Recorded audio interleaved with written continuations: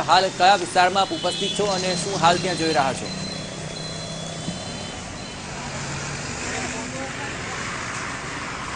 જયેશ, અમદાવાદના વિશાલા નારોલ હાઈવે ઉપર હું છું અને અમદાવાદના મોટા ભાગના વિસ્તારમાં ધોધમાર વરસાદ થઈ રહ્યો છે.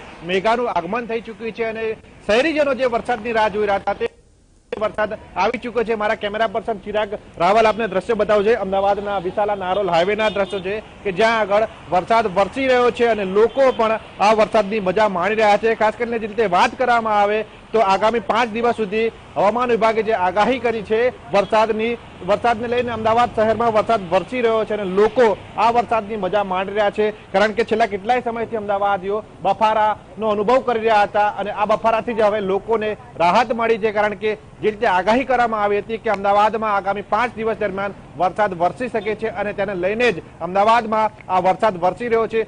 અમદાવાદના મોટાભાગના વિસ્તારમાં ધોધમાર વરસાદ વરસી રહ્યો છે અને વીજળીના કડાકા સાથે જ વરસાદ વરસી રહ્યો છે. વહેલી સવારથી જ અમદાવાદની વાત કરવામાં આવે તો અમદાવાદનું જે વાતાવરણ હતું તે વાદળછાયું વાતાવરણ હતું. કેટલાક વિસ્તારોમાં કાળા ડામર વાદળો પણ છવાયેલા હતા અને આ જ કારણથી અમદાવાદના મોટાભાગના જે વિસ્તારો છે તે વિસ્તારોમાં વરસાદ વરસી રહ્યો છે. ધોધમાર વરસાદ વરસી રહ્યો છે.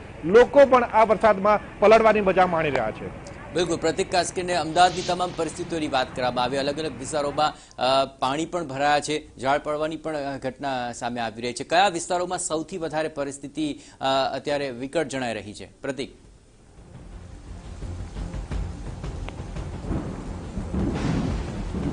અમદાવાદની જો વાત કરીએ તો મોટાભાગના જે વિસ્તારો છે તે ખાડામાં અને નીચાણવાળા વિસ્તારોમાં આવેલા છે અને આ જ કારણથી જે નીચાણવાળા જે વિસ્તારો છે તે નીચાણવાળા વિસ્તારોમાં પાણી ભરાઈ જતા હોય છે.